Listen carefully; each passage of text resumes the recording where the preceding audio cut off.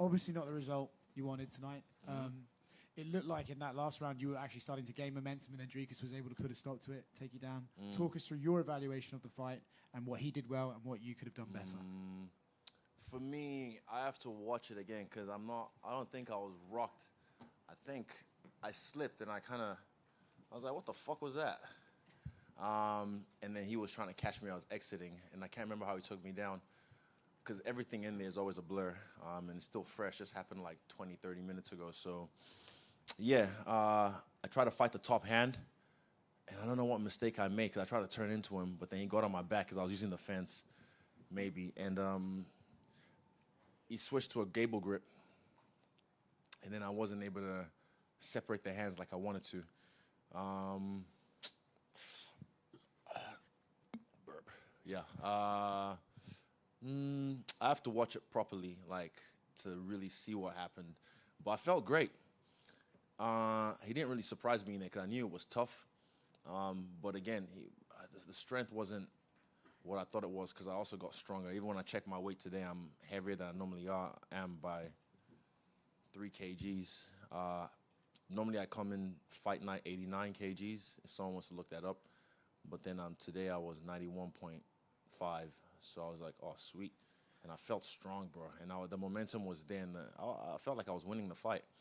I heard him a few times to the body, and I felt my shot was coming because he kept on, I won't say too much, but he kept on, reacting to when I heard his body.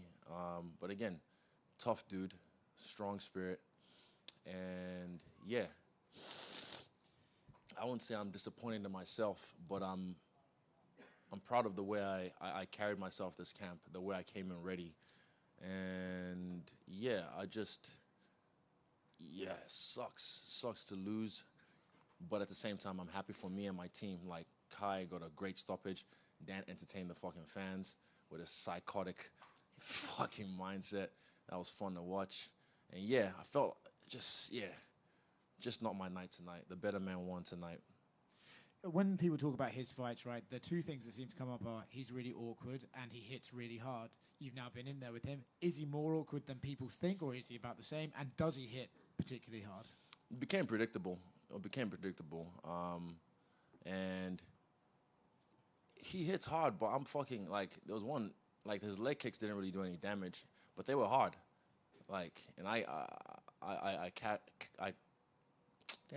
should have cashed in early maybe, but because I was hitting him with some leg kicks. Maybe I should have done more jabs. And I felt good. My cardio was on. I could feel he was getting tired, but again, just strong mindset, strong spirit. He's stubborn, so he didn't want to go away, and I was pushing him back. He was pushing me back at some points, but I was able to exit nicely and then push him back. And again, he became predictable with his attacks, so I was able to just, escape and put it back on him. But yeah, again, I feel like I still made history tonight. I never lost 2 in a row. So, yeah, we'll see where we go. This is obviously a very personal fight, right? Yeah. Everyone knows about the narrative going into this. I'm sure losing to this guy stings a little bit more than they maybe normally would. Yeah. How desperate are you to get this one back, and how are you going to carry that disappointment moving forward? I'm not really desperate to get it back. I haven't, he gave me a lot of respect in there, and I gave him his respect back. And I already knew he was a fan of me. I knew he was a fan of me, but I guess now I'm a fan of his because we've been in there, we've done it. And when I'm in South Africa, I'll tap in with him. But I said, look, we can hang out, but just so you know, when we have to fight again, I'm going to kill you. He's like, I'm going to kill you too. So, yeah, the respect is always there. And Dricus is an African champion, but, the 3 kings will reign supreme. That era right there was what set this off for people like him. And he's going to inspire another generation of African fighters as well. So congrats to him tonight. Yeah, till we meet again. Kia ora, Izzy, at the back. Kia ora, Izzy. Commiserations, obviously, for the result. I wanted to ask you, yesterday you used the word destiny, that you felt this journey was your destiny. Now that you have seen him, felt him, and smelt him, and have a result from this fight, I wanted to know your thoughts on your path now. Still destiny. It's weird how this whole timeline works. Still destiny. Again, this is not what I planned. This is not what I manifested, but I believe in the strangest things. Everything happens for a reason. Because I've had situations in life not go my way, and then later on it makes sense why it didn't go my way at the time because of certain things that could have happened to me. So yeah, still my destiny. It's not about the belt. It's not about, you know, all those things. It's just about doing what I want to do in this game to close the show. And like I said, I still got a long way to go. What were your thoughts after the fight when Drickus alluded to the fact that you could have been retiring tonight? Probably from you taking your gloves off, which gave everyone, I think, skipping a heartbeat. Nah, people would just read too much into shit. But for me, who knows what happens? Like, again, life is fleeting. Who knows what happens? Anything can happen. He might never come back if something happens to him. Any one of us in this room could go tomorrow. So I try and take each fight, each moment, as if it was my last. I only took the gloves off because it was tight after the fight. I think he's got a strong head, man. I hit him with some shots. So my hands was a bit, not broken, not even close, but just a little bit sore. So that's why I took the gloves off, but nothing about retiring. No. I told you, I'm not fucking leaving. Yeah. I'm not fucking leaving until I want to leave. And just finally, I know all of New Zealand, we're watching this fight today, praying for the best for you, Kai and Dan. I just wanted to know if you had a message for home. Yeah, we fucking did it. Two of the boys won in spectacular fashion. Dan Hooker, the fucking crazy psychopath. I love that cunt. Fuck, I love that dude. He is a fucking man. And then Kai with a beautiful, beautiful finish. Yeah, we're still gonna celebrate. Last time, I'm more happy with this fight than my last fight because again, I performed. I showcased myself. I felt great, man. I felt great. So again, I wasn't really, like I said, I wasn't hanging on the result. I just wanted to showcase myself, and I felt like I did that tonight. In my eyes, I was winning the fight until I wasn't. So yeah, as long as I performed, I made myself proud. I just don't like the result. But again, I'm not hanging on the result. I'm just proud of with how I performed. Kapai, Namahi. In the right here. Some of the narrative on social media during the fight was, I think it was round 3, it just, from the outside looking in, it said, like, technique out the door, these guys are just in a fight, like they're just kind of nose to nose, just kind of throwing at each other. Did it feel like that in there at some point? Again, I say, when you get in the pen with the pig and you wrestle, he can take you to his level and beat you with experience. But I told you that I can get muddy too. So I was getting muddy, but there was some techniques in there. I heard him to the body like 3 times. I could feel it. I heard it. And that's when I knew my shot was coming, but I wasn't banking on it. I wasn't trying to like, okay, I'm going to find the shot now. I was just chipping away, listening to my corner. And yeah, it just got away from me. I fought the top hand, man. I was trying, and then he, from what I remember, switched to the gable grip. And I was like, fuck. I couldn't get it off. And yeah, I just have to watch the tape if I can really speak on the fight itself. I have to watch the fight so I can make sure I'm saying it right and not just going off my memory, because everything was just in there. But I felt comfortable. In there, felt like I hadn't been away for 11 months. It was just like, oh shit, we're here. You know, before the fight, Bruce Buffer announcing us, it was just deja vu. And I mean, to be honest, my nerves were very, very, very much under control. I don't want to say he was nervous, but he was definitely feeling the moment, and as he should. You know, he's got the pressure on him, but because of the belt. But I just put that pressure on myself because it's me. And you alluded to it. It looked like you tripped twice in there. Like in the moment, it looked like it was a drop, and in the replay, it looked like that's why. I was like, what the fuck was that? And then next time, I'm not fucking paying attention to that. So I have to watch it again and be like, what the fuck was that? I don't know. Huh? Oh, that one. No, that was a good movie. Yeah, that's actually my trick. I've been doing that to my partners, my training partners all the time. I stand on their foot, especially the ones that wear shoes.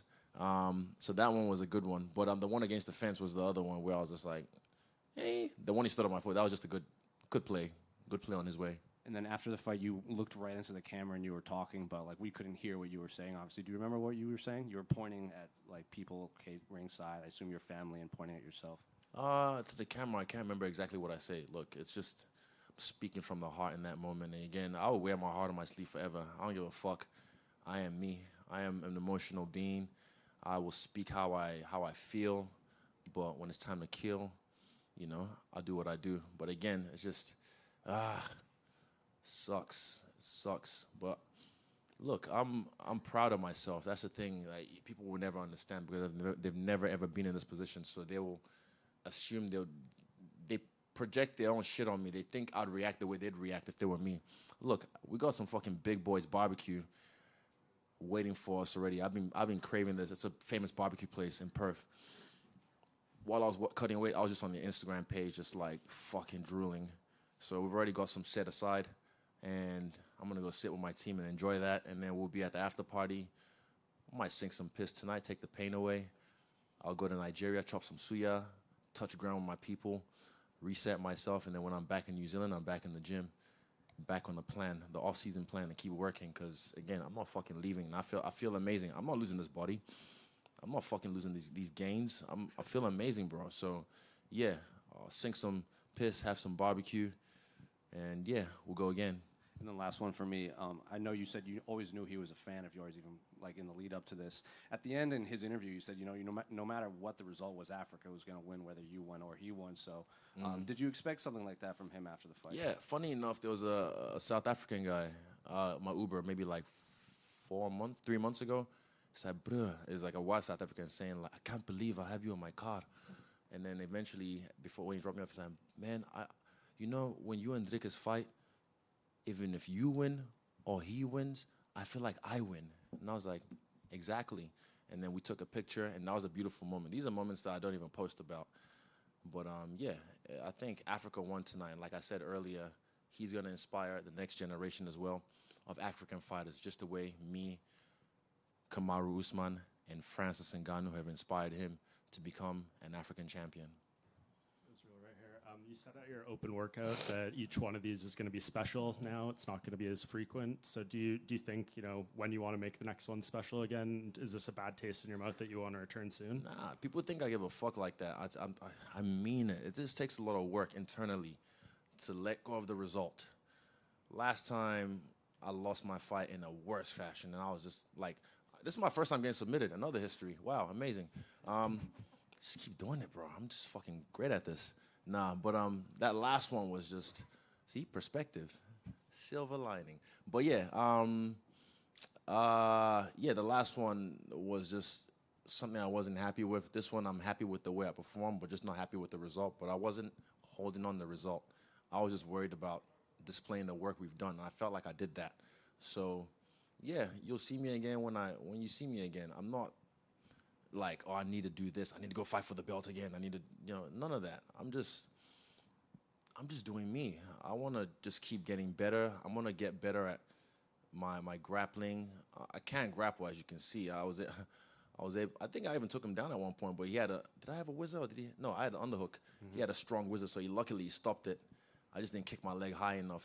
But yeah, you guys don't know my skill set, but I'm gonna get better. Even my striking, I'm gonna get better at that again. And then when you see me, you'll see me. So it's not gonna be like you'll see me in 3 months like you normally do. You'll see me when you see me again.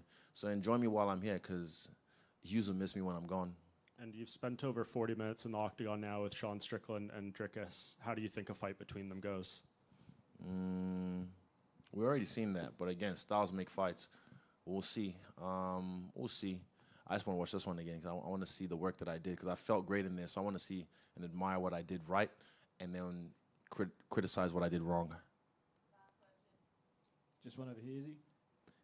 Obviously, you put some size on for this fight, and you have more muscle mass. Obviously, you fought at light heavyweight a few years back. Would you ever consider moving back to light heavyweight for a fight with this new frame? No, I like this. That was a side mission. I did that. Even shout out to Jan. He wished me luck tonight, which was pretty nice of him. But yeah, I just like, this is just me. I want to do this for martial arts. I want to do this for skill sets. I want to get my own submission one day in the UFC. But yeah, eventually you'll see me when you see me, but you'll see me at middleweight. And whoever I fight here, I don't even know who I'm gonna fight next. I haven't really thought that far. But yeah, we'll see. Let me see. Let me see. Hold up. Hold up. Hold up. Let me see. Any other smart questions, like really good questions? I got one about the Volk. We all love the Volk in this room, mate. Yeah. You guys, you carried the company on your shoulders for years there as probably the most active champions we've ever seen in the sport. Whether or not either of you ever get your belts back, that's besides the point. But when it's all said and done, when you look back, how proud will you be of you guys and what you did and the legacy you guys have left? Bro, I'm so proud of that guy. I'm so proud of him. Even just who he is as a person, just a gem of a human being. And yeah, we're such fans of each other, and we push each other, and we live so not far apart, just across the ditch. But whenever it's all said and done, you look at what we've done for Anzac United, what we've done for this region, and again, you've got Aaron toes him up, you've got Navajo Sterling, and you've got Kobe Thick Knees, and also Cam Ralston from this region of the world. They're about to enter the Contender Series. I'm not Kobe, but Kobe definitely probably be in the UFC soon. But they're about to enter the Contender Series, the next season. And again, we've inspired the next generation of Anzac fighters the same way me and the three kings, the other two kings, Endrickers have inspired the next generation of African fighters. So it doesn't stop with us. This shit's going to carry on. And like I said, I'm not fucking leaving. But I'm going to love you and leave you right now. So thank you. And yeah, this was fun.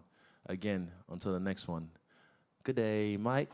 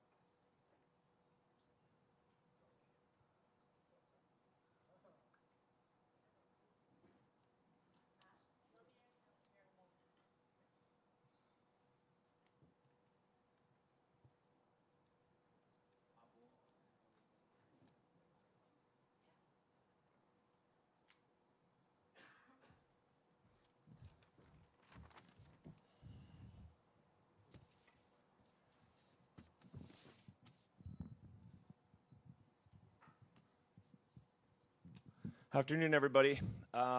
First, I want to just say a quick thanks to the government of Western Australia through Tourism Western Australia, who were instrumental in the partnership this week to bring UFC 305 to Perth once again. I also want to say thank you to the Western Australian Premier, Roger Cook, and the Deputy Premier, Minister for Tourism, Rita Saffiati, who were not only here today, but they were at the open workouts, they were at the weigh-ins, there was support from their teams and them as individuals all week, which is excellent.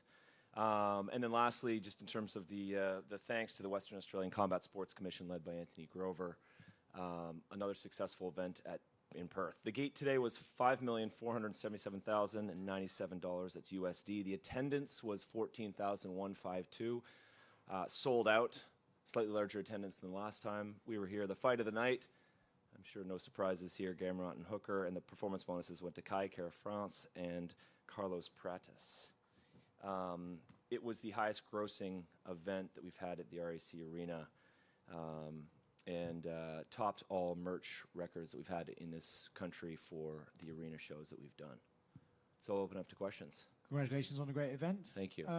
Talk us through your perspective of it, enjoying the fights, and how you felt the event delivered for the fans. So, I mean, my perspective, actually not too dissimilar to the last time we were here. I think people were shocked at how early. It was 5:30 doors. People were lined up outside, full-strength beers right away. I think by the first fight, we had over 5,000 people in, despite how horrific the weather was outside for a few hours this morning. Event had ups and downs, but generally this trajectory upwards, and I think those last three fights of the main card delivered. Co-main event and the main event were both excellent. The Hooker event was excellent. Yeah, it was really nice being back in Perth. We mentioned it when we were in Abu Dhabi a few weeks ago, the support that you get when you've got a partnership like this with the government, and it felt this week, not only because of the rugby, but because of 305, there was a great buzz in the city, and we were proud to be part of it. I think you've only got one more event on the deal with Perth at the moment. Would you guys be, I'm sure that's a conversation to be had, but is there interest from both sides in renewing that and potentially doing this for the next few years? 100%. And there was also, after Elimination Chamber here a few months ago, there's general interest. I mean, in speaking to some of our partners, some of the government representatives over the course of this week, what's clear is that they want Perth to be an international destination for all types of events. Coldplay was here, the rugby was here, we're coming back, they want, WWE back here. So to be a part of that's really important for us. And yes, the conversations will continue. Do you believe there'll be, there's been talk already of a TKO weekend, right? So you have WWE and the UFC here. Is this town big enough for both of you, or do you think that might be over-delivering for the fans and you need to sort of pick one at a time? I mean, I don't know. That's a good question. I think in terms of the kind of combined product, we could absolutely have a TKO weekend here. They were at Optus last time. We're going to stay at RAC. We're not going to go and do a stadium event.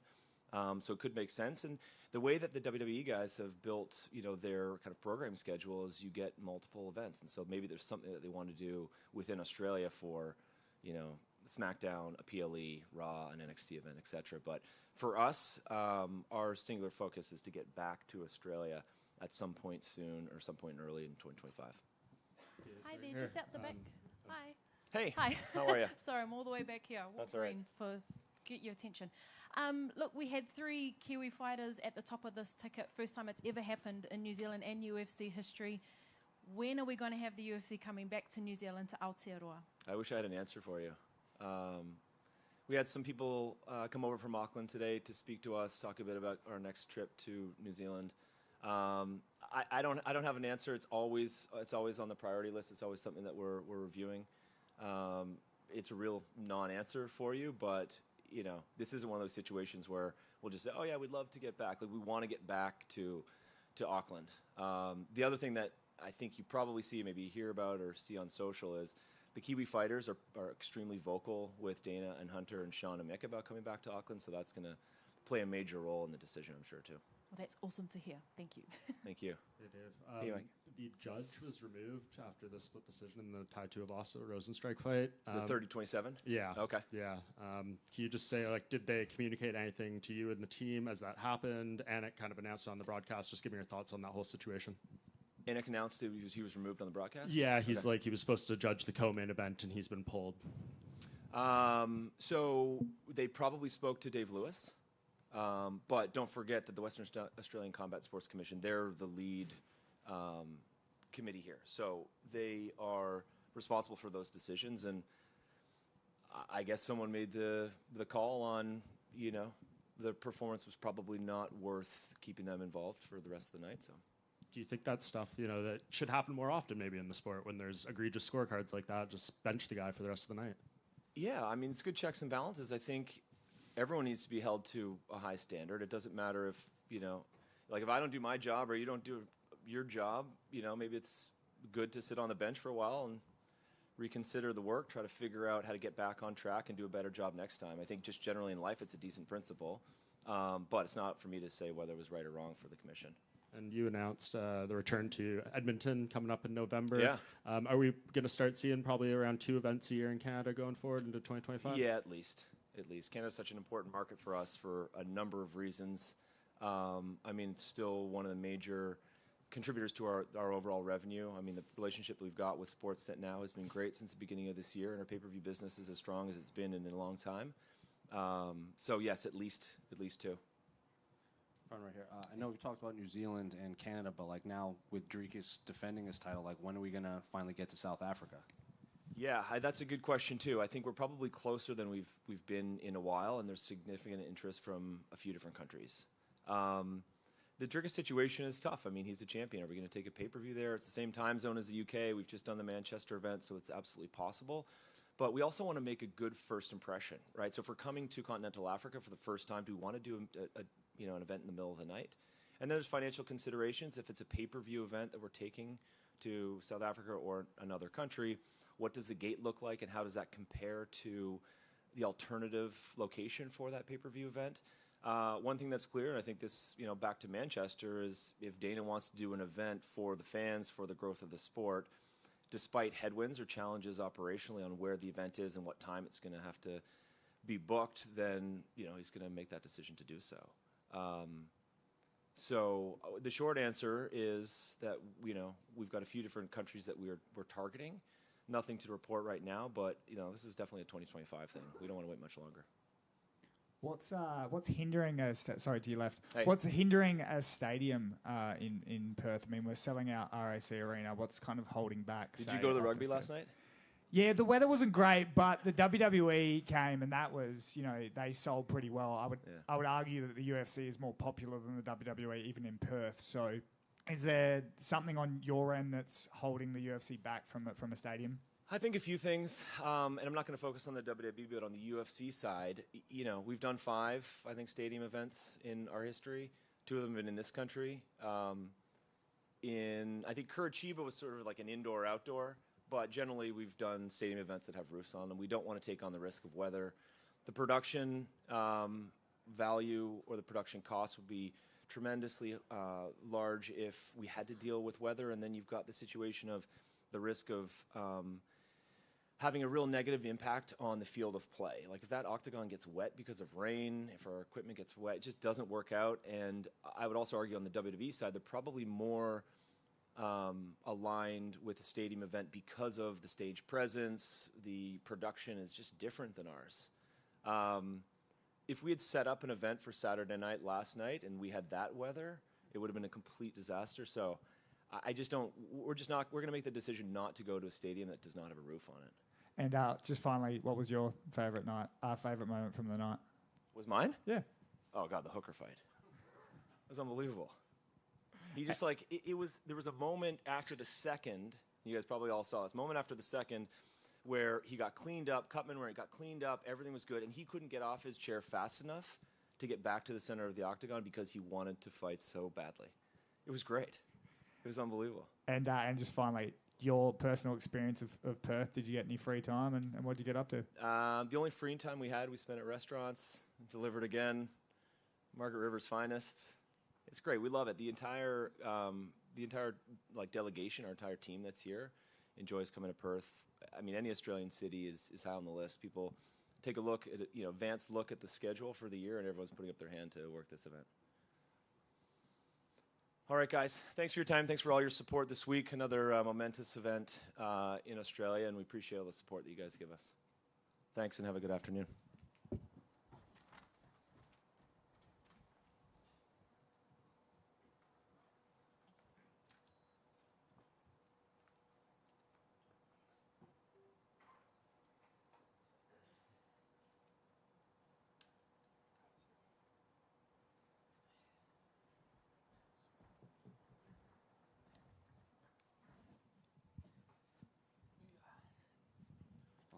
kind of front right here. Another knockout for Kai Kara-France. So I guess what are the emotions? I know the team might be a little low right now after Israel's performance, but for yourself, after this long layoff to come back and get a performance like that.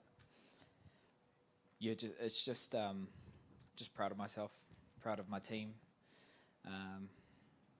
This year that I guess took time away just to, I guess, prioritize what's most important, and that to me, that's my whānau, that's my wife and my 2 kids. So just giving them time to, being present and giving them all my attention, and then when the time was right, step back into my normal setting and build for this fight, and just be firing on every level, physically, emotionally, spiritually, and tonight just executed everything that we've been working towards in the last 12 weeks. So it's a pretty surreal feeling, and just to have everything come together this week. Felt so calm in there tonight, and definitely made a statement that don't count me out, and remind everyone I'm one of the best flyweights. And you said this is what you had been working for up until this moment. So is this how you saw the fight playing out, or were you expecting a 3-round war with Steve? Steve's such a crafty fighter. He's setting up traps, and he's quite big and rangy for the flyweight division. So I had to set everything up. I couldn't just expect to wing punches and think that was going to connect. And I had to listen to my corners. The advice from Eugene and the rest of our coaches, just touch him, go to the body, and set up your second phase. That first phase isn't going to be there because he's going to pull back or drift or do something to evade. But if I set it up with something and then come in and commit, I knew tonight I would land that shot. I didn't know if it was going to be in the first round, but once I had him hurt, it's instinct for me. It's muscle memory. I know when someone's hurt, and I know when to go for that kill shot. And just tapped into the God of War tonight, Tū Matoinga, which is something I channel. I'm not that nice family man. When I step in there, I'm that warrior version of myself, and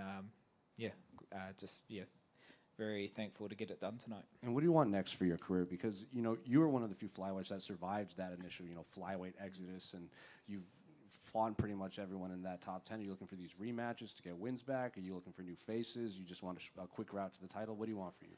Well, if you break down this fight, I just bet the guy that everyone thought should have been the champion. I just bet him in the first round. It's taking time away from the sport, coming back in, making a statement with my actions. I've heard the UFC want to bring in this guy from Japan called Kai, but I'm the real Kai. This is my home. You can't just come in and think you can bang with the big dogs because you think you're good. It doesn't work like that. You got to earn it. And I've been in this company for a while now. I fought everyone in this flyweight division, and I've told it time and time again. I'm going to let my actions be my loudest voice, and I'm making noise now. So Alejandro Pantoja, I know he doesn't have a fight booked. I might have just leapfrogged my way back into a title shot, so that's how I see it happening. Well, I assume you're speaking of Kaya Sakura from Ryzen. If they asked you to, welcome him to the UFC, would that be something you'd be interested in? Because I think Pantoja doesn't want to fight till maybe December, and I'm sure he might want to fight even earlier. Kaya Sakura, that is. Well, if they want me to fight for the title, I would happily wait till December. I only want to fight, or I want to fight before the end of the year. And if that aligns and they want to make that happen, me and Pantoja have a history. We've shared the octagon season 24 on The Ultimate Fighter. It was only a 2-round fight, so it didn't really couldn't really showcase all our skills cutting weight, week in, week out on that show. But I know him. He's done really well in the UFC, and being as a champion now, nothing but props, and he's a dog, and I love his fight style. But I feel like I can be the one to take him out. He hasn't fought me in the UFC properly yet, so if he wants, let's do it. If the UFC want to make it, let's do it in December.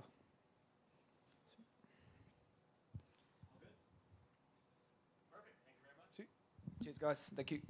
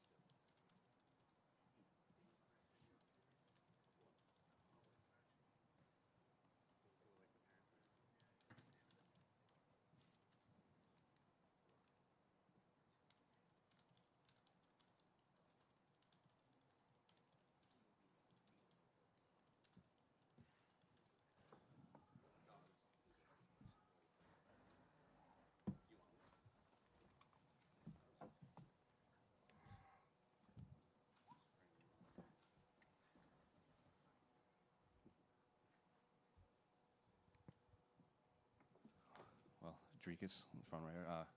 Congratulations on your first successful title defense. I guess, what are the emotions after, kind of an emotional build-up to this fight? It was a name that you'd been calling for, a name that you admittedly had been studying since even before you got to the UFC. So now to get through Israel Adesanya, what are the emotions?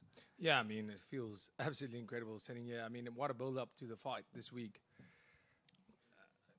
Just a big ups to him as well, the UFC team here in Australia. It was, they accommodated us. So I was treated like not a world champion. I was treated like, I think, a king of some country. Everything we wanted, from the hotels, from everything was planned to a T. It was amazing, and it coming together today, this afternoon. I don't know what to say, but it was so special. And like I said, you mentioned my first successful title defense, and people go, yeah, you're not a champion until you defend that belt. That's bullshit. You're champion when you win that belt. But I wasn't a champion walking out there tonight. Before I walk out, and I said this whole week, before I walk out there, they take the belt off me. The winner of this fight is the champion. So nobody's a champion when that first belt goes. I went out there tonight to fight for the world title, and I became champion tonight. And you could see that in the fight. I went out there to fight like somebody who wanted this belt and not somebody who defended it. You did, obviously, like I said before, you had been watching Israel since before the UFC. Did that fight play out in there as to compared to how you envisioned this and expected it all these years? Yeah, well, I won at the end. Yes, I guess so. I didn't do too many visualization sessions where I lost, but the man was as good as I thought. He was as good. I'm so happy that he went out there, and you could, after the fight, say, this was the best Israel Adesanya. He felt great. And you could see it in his, just in physique. That's equal to work. And he had more heart. I said I'm taking him out of there in the third, and I got in the fourth. I could see in the end of the third, he was starting to break down. But there just wasn't enough. And in that fourth round, if you look at the fight, the story of the fight was in the beginning of the round, because I knew they look at my game plan, me and my coaches. So we said, Coach Monet, obviously genius at this, looked at what he does, and we said, he kept on talking about he's a new fighter, he's going to come in there, be different, the old Adesanya. So he's going to come and try and fight me and stop me from going forward, because they know that's how I fight, and that's his kryptonite when somebody's he's not going to make the same mistake like he did against Strickland. So every round, you can see this in the beginning of the round, I was standing my ground, but he was in the middle of the octagon, and he was almost dictating but if you're not used to fighting like that, you get more tired. If you're not used to fighting with that kind of pressure. And I didn't back off. I wasn't fighting on the outside. I just stood my ground. And in every round, around 2 minutes, my coach would shout, listen, it's time to go. And I would start pushing forward. And that's when I started getting, every round at the end, I got the success. And every round his burst, like the first bit of the round where he was dictating would be shorter. And in that fourth round, I landed quite a lot of big shots. The man can take a punch, but you can only take that many.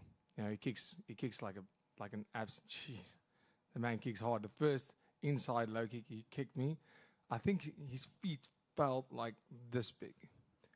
When he kicked me, it felt so heavy. He has that inside low kick was incredible, but I stuck to the plan. I tried to stay as disciplined in there as necessary, not blitzing forward for too long, because the blitz is it's one thing I'm going to do, and everything worked out perfect. At media day, you also said if there are no holes, it's my job to create them for you to take advantage of. Was this the finishing sequence, like you got that hook from behind and then you tackled him into the rear naked choke? Is that a hole that you saw envisioned? Well, I mean, we saw that in the second round when I got him. I knew physically I'm stronger than Israel Adesanya. He is a master at getting back to his feet and not getting his... Well, if you have his back. I mean, Whittaker had his back many times. how many guys has gotten him down and not being able to do anything with it. So I got him down in that first round, I think, or second round. Landed a couple of hard shots. So every time he would start getting back to his feet, I didn't fight him on it. I just kept control of the hips and landed big shots because he was so focused on my hands around the hips that he wouldn't protect his face. Landed big shots, maybe create a cut. That was what I was hoping for, landing big, hard punches, then getting back down to the ground. So he has to do all that trouble, get back up, carry my weight, hit him. And in that fourth, the man was staggered from the blows. I could see when he went down, I landed big shots.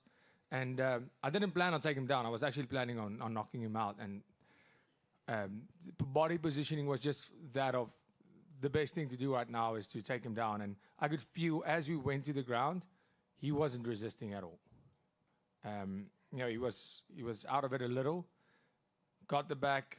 As soon as I straightened him out, it was over. And after you said, I think it was something along like, no matter what happened tonight, Africa won between you two. We saw you exchange the jacket over here and speak with his parents. Why did you feel the need to say all of these things? That just kind of cleared the air between you guys? Well, let me tell you this. Like I said, at the end of the day, what I said was never to challenge Israel or any other African fighter on being the first African fighter. It wasn't that. It was the first residing. And that is still the fact. I mean, nothing can change that. So I know at the presser, I went over to him actually after the fight when he got super emotional. That was within him. That wasn't nothing. I never went after his family. So I just wanted to make sure that, I have parents too, and I respect anybody's parents. So I just went over to him and said after the fight, if it sounded like I was saying anything bad about your parents, that was not the case. Yeah, what I'm saying to you, harden up. If you want to cry about that, so be it. But I will never disrespect your parents. And he said, no, he understands that. And, as a warrior to a warrior, like I said, I'm still not Israel Adesanya. We are not friends because on a personal level, we do not see eye to eye. But warrior to warrior, after spending that time with him in that octagon and what he's achieved in the sport, it's no secret. I respect that. And after spending the time with him in the octagon, you can't not respect that man.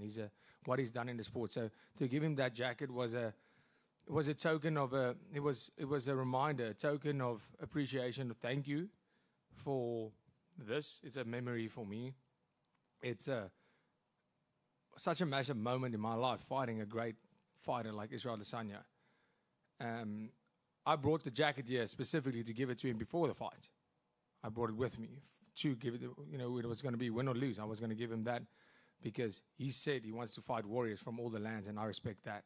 And I wanted to give him that as a token of appreciation of fighting and giving me that amazing fight and bringing the best out of me, and also as something to remember this magic moment of All-Africa main event. And last one for me, obviously, I know Dana White said that Sean Strickland deserves the next title shot, but I don't know if you saw that Alex Pereira posted that he wants to drop back down to middleweight too. He was sitting in front of you getting the belt tonight. So I guess, what do you want next for your career?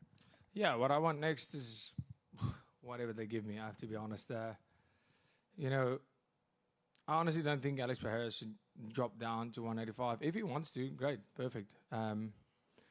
But then we're going to hear the excuses. I saw we saw Izzy stiff that man in the first round. I felt Izzy's punching power tonight. If that, Izzy has great timing. He's fast, he's long, and he has great combinations. But I felt the power. If Izzy stiffens you like that, you do not want to be in there with me, especially not when you're going to come in there with the excuses, no, I cut too much weight. That's going to happen. Everybody's going to say that. So stay at 205, fight your fight against the number 7 ranked guy. Number 8. Oh, number 8. Okay, cool. Well, fight your fight there and enjoy it. If Strickland's the next fight, the people want to see that fight. That's the fight that people want to see, and that's the fight right now that people think is the next best guy. Then it's the fight that I want. So let me handle my business, you handle your business. You don't have to cut the weight so you have some sort of excuse. I'll come up after the Strickland fight. I'll come up to 205 and we'll sort it out there. So you think just one more title defense and you'll be ready to change divisions? No, but I mean, if that's what the UFC wants, I mean, I'll be ready for it right now. But I'm not chasing that. I believe to be considered as the greatest to ever do this sport, I need to be considered as the greatest middleweight first. So yeah, I mean, I'm the first guy to beat Israel Adesanya and Robert Whittaker. I beat 3 of the top 20 pound for pound fighters. So can I please get back in the top 10? So I beat Strickland, I beat Whittaker, and I beat Adesanya. I can't wait to see. I haven't been on social media. I can't wait to see what the critics say now. I mean, that must be very gratifying. And speaking of the Sean Strickland fight, right? He's one of the few people who's made it to the judges with you, which, as we've seen, doesn't happen very often. So is that a partial motivation to? There is people who think he won that fight, and to just silence those people. No, I don't care about silencing the people. I need to hear the people if they're booing or cheering. I mean, did you see tonight? This was the most electric crowd ever. They weren't cheering for me, but I mean, it was still amazing to be out there. It was that the crowd was insane. So yeah, going into that Strickland fight now, I know I've been in there with him. He can't handle what I have. He can't handle what I have to offer. So yeah, this time I can finish him. I mean, we saw it. Yeah, he beat Izzy. Now we have a comparison. That's how you finish someone. Do you think, I mean, a fight with him, the last two, the build-ups have been, pretty personal, got fairly heated. It seems like you've kind of come out on the winning end of the talk. Are you anticipating going through another fight like that where it could get pretty nasty in the lead-up? I don't know. I mean, does he want to cry again? And just last thing, you talked about, the respect for Israel and everything, but for him to, in the octagon, raise your hand up, back here, raise your hand up, I guess just what does that mean to you for him to show that level of class and sportsmanship towards you? That's it. I mean, that's why sport is so amazing. This sport is so amazing.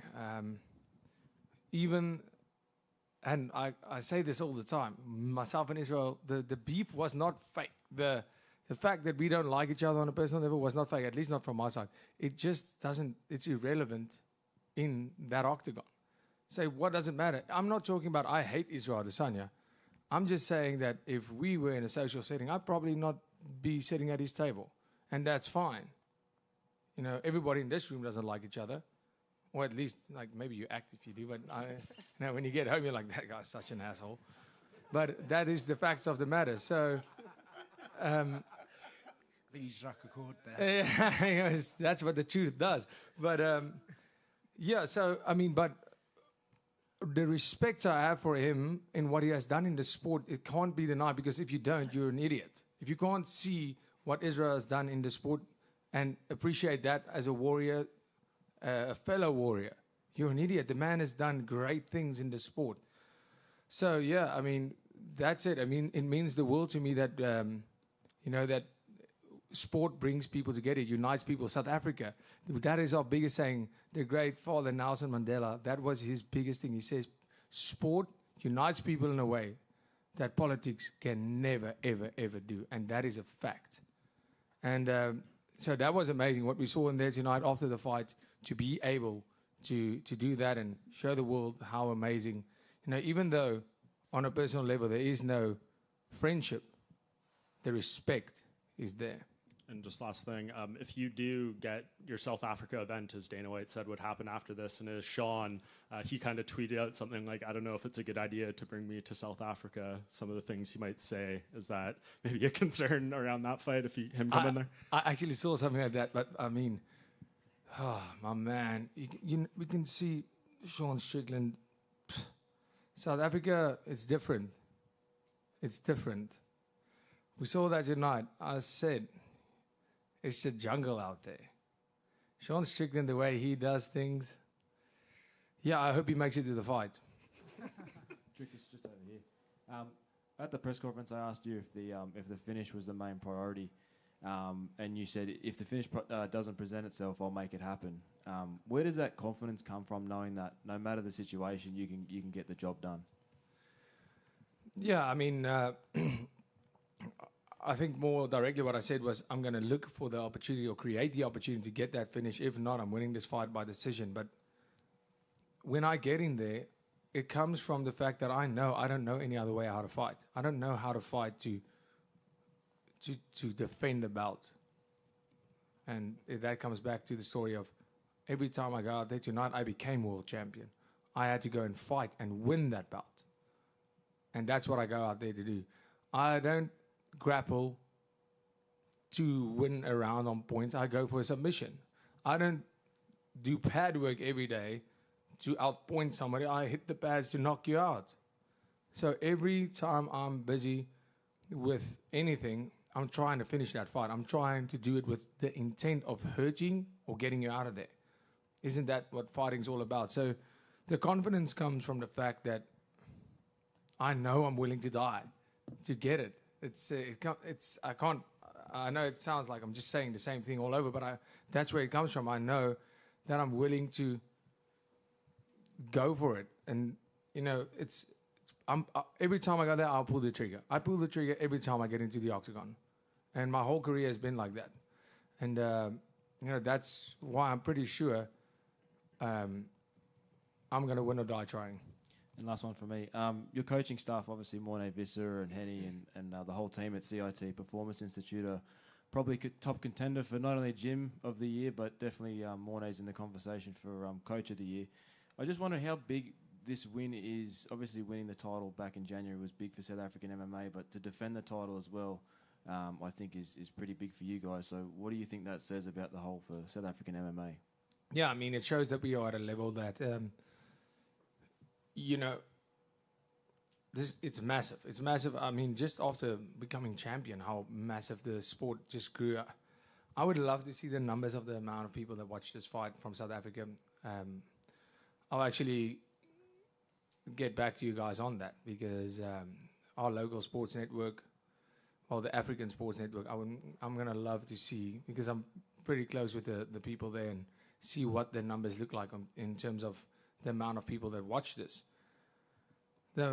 It's incredible. It just creates so much hope in that everybody that, not even just in MMA, I'm talking about in rugby, I'm talking about football, I'm talking about anything. It doesn't really matter, because you're sitting in a situation where you're like, I'm from South Africa, how am I going to make it to Hollywood?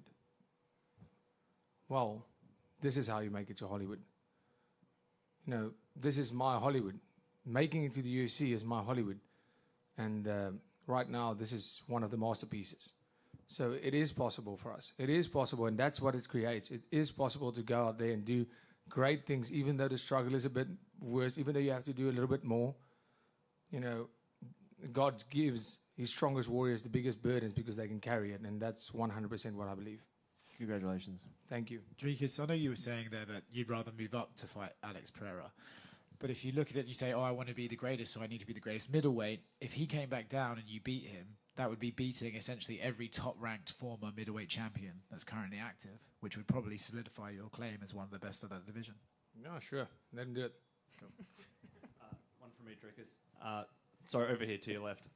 So you mentioned that, it doesn't matter who you face next. You'll do what the fans want. You'll do what the UFC wants.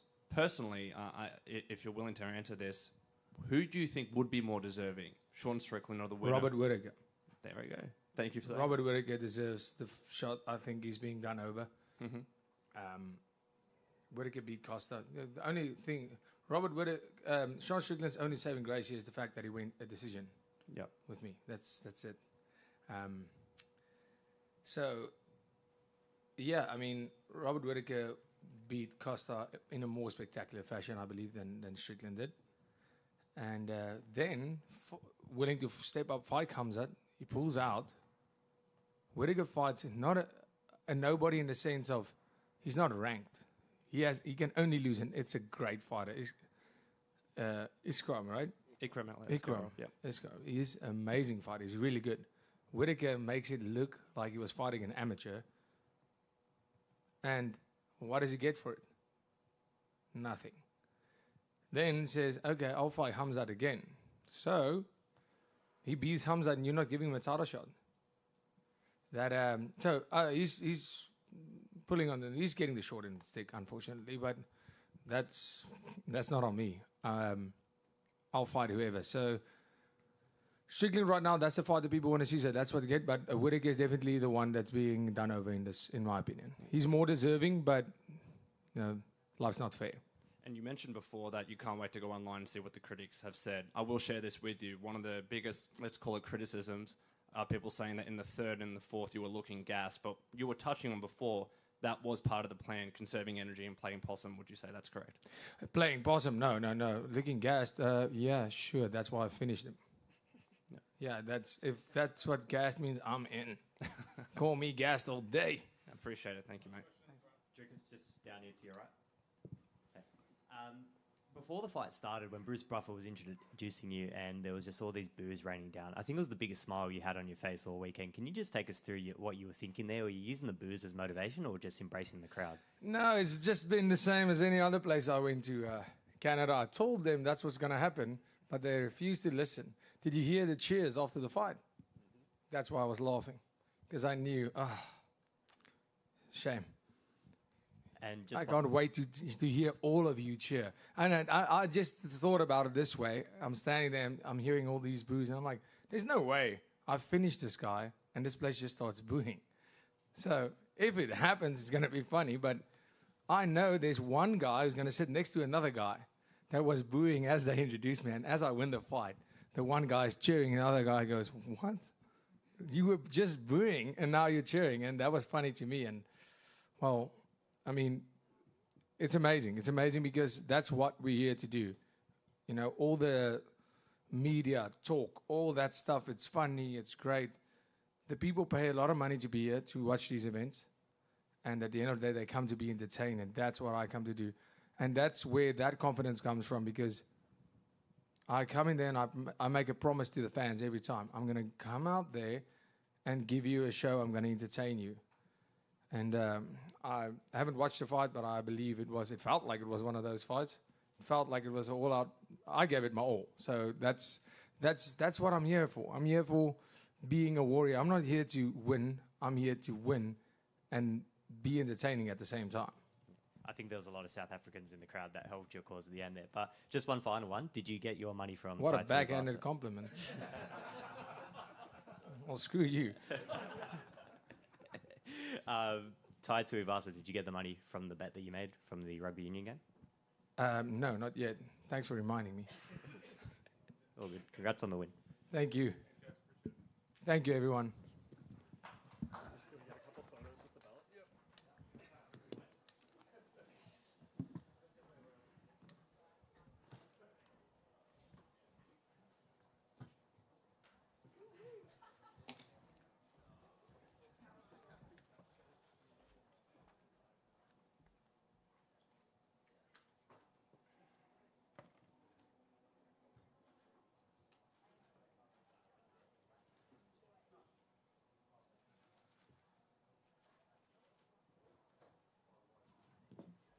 Guys, thank you so much.